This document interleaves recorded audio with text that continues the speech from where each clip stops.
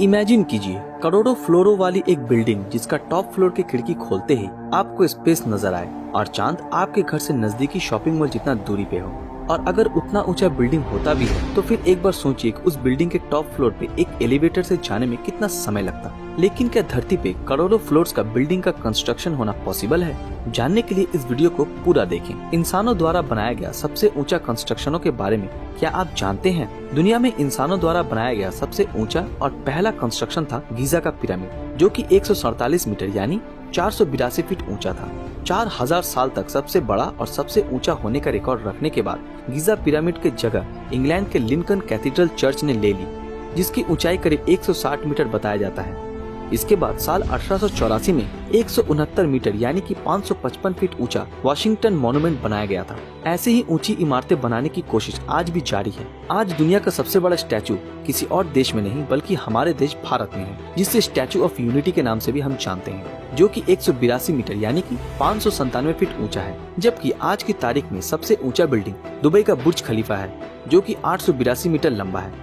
Science को चुनौती देने वाले ये बिल्डिंग के प्रोजेक्ट के बारे में जब इंजीनियर और आर्किटेक्ट को बताया गया तब वो भी इस प्रोजेक्ट के कंस्ट्रक्शन के बारे में काफी दुविधा में थे, क्योंकि इतने ऊंचे कंस्ट्रक्शन के लिए सीमेंट को ऊपर तक ले जाना पड़ा और दुबई की गर्मी के चलते सीमेंट को ऊपर ले जाने से पहले ही वो जम जाने की आशंका थी। इसीलिए इंजीनियर्स और आर्किटेक्ट्स ने सोच के ये फैसला लिया कि कंस्ट्रक्शन रात में किया जाएगा। आप ये सुन के हैरान हो जाएंगे कि ये बिल्डिंग इतना ऊंचा है कि इस बिल्डिंग के ऊपर से अगर कोई छलांग लगाए तो उसे नीचे पहुँचने में करीब 20 सेकंड का समय लगेगा। अब सवाल ये उठता है कि क्या इंसान करोड़ों फ्लोर्स का बिल्डिंग का कंस्ट्रक्शन कर सकता है? अगर इसका आंसर यस हुआ तो कैसे? अगर किसी चीज का कंस्ट्रक्शन लिमिट से ज्यादा हो तो उसका बेस ज्यादा गहरा, मजबूत और वाइड होना चाहिए, और हमारी पृथ्वी गोल होने के कारण हमारी लिमिटेशंस भी बढ़ जाती हैं। आपको ये जान के हैरानी होगी कि हमारे धरती पर और एक लंबा कंस्ट्रक्शन बनाने की ब्लूप्रिंट तैयार है, और अगर ये बिल्डिंग बन जाता है तो बुर्ज खलीफा भी इसके सामने छोटा लगेगा। जी हाँ दोस्तों, जापान के टोक्यो में एक बिल्डिंग का पूरा प्लानिंग हो चुका है, जिसका नाम है एक्ससीड 4000 और इसका हाइट करीब 4 किलोमीटर तक रखा जाएगा। इस बिल्डिंग के हाइट को मद्देनजर रखते हुए इसके बेस को 6 किलोमीटर वाइड बनाया जाएगा, जिसमें 800 फ्लोर का कैपेसिटी है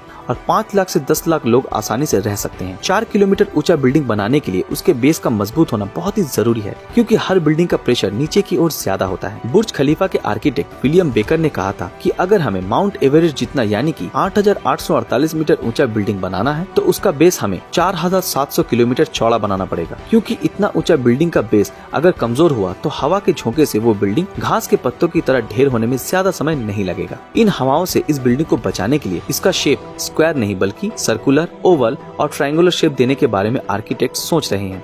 और कंस्ट्रक्शन में हाई रेजिस्टेंट मेटल मटेरियल्स जैसे कि ट्रांसपेरेंट एल्यूमिनियम, जो कि स्टील से 3 गुना ज्यादा मजबूत है, या फिर नैनो मटेरियल्स का यूज किया जा सकता है। साइंटिस्ट के मुताबिक नैनो मटेरियल्स का डिस्ट्रॉय होना लगभग नामुमकिन है। अगर मान लेते हैं कि ये बिल्डिंग बन भी जाए फिर भी इसका एलिवेटर सिस्टम का क्या होगा, क्योंकि ऐसे सुपर बिल्डिंग्स में कन्वेंशनल एलिवेटर्स के लिए उतना जगह नहीं रहेगा। आर्किटेक्ट्स ने बहुत सोचने के बाद ये डिसाइड किया कि बिल्डिंग में कैटापुल्ट्स एलिवेटर्स का यूज किया जाएगा। तेज रफ्तार और कॉम्पैक्ट होने के कारण ये उस बिल्डिंग के लिए परफेक्ट होगा। ये बिल्डिंग एक बिल्डिंग नहीं बल्कि पूरी दुनिया को ही अपने अंदर समाने की ताकत रखती होगी। हालांकि इतने बड़े बिल्डिंग्स के लिए जरूरी मटेरियल्स के साथ साथ एनर्जी भी कम होने की वजह से इस बिल्डिंग का आधा भी नहीं बन सकता है। लेकिन शायद आने वाले समय में कुछ जांबाज आर्किटेक्ट्स इस प्रॉब्लम का भी सोल्यूशन निकाल ही लेंगे। और एक प्रॉब्लम ये है कि अगर ये बिल्डिंग बन गई तो स्पेस में 56,000 किलोमीटर प्रति घंटे से घूमने वाले एस्टेरॉइड्स, कॉमेट्स और सैटेलाइट्स के टुकड़े फ्रैक्शन ऑफ सेकंड्स में इस बिल्डिंग का नामो निशान मिटा सकते हैं। लेकिन हमारे साइंटिस्ट ने इसका भी उपाय निकाल लिया है। रिमूव डेब्रिज नाम का ये इंस्ट्रूमेंट स्पेस का वैक्यूम क्लियर कहा जाता है, जो कि स्पेस वेस्ट को साफ कर देगा, जिससे धरती में आने वाले खतरे को ये पहले से ही खत्म कर देगा। आपको क्या लगता है, मिलियन फ्लोर्स वाले बिल्डिंग फ्यूचर में बनाना पॉसिबल होगा? और अगर हुआ भी तो आप उस मिलियन फ्लोर वाले बिल्डिंग के किस फ्लोर में रहना पसंद करेंगे? हमें कमेंट करके जरूर बताएं। और अगर आपको ये वीडियो पसंद आया हो तो इस वीडियो को लाइक और अपने दोस्तों के साथ शेयर जरूर करें। और अगर आप ऐसे ही वीडियो देखना चाहते हो तो हमारे इस चैनल को सब्सक्राइब कीजिए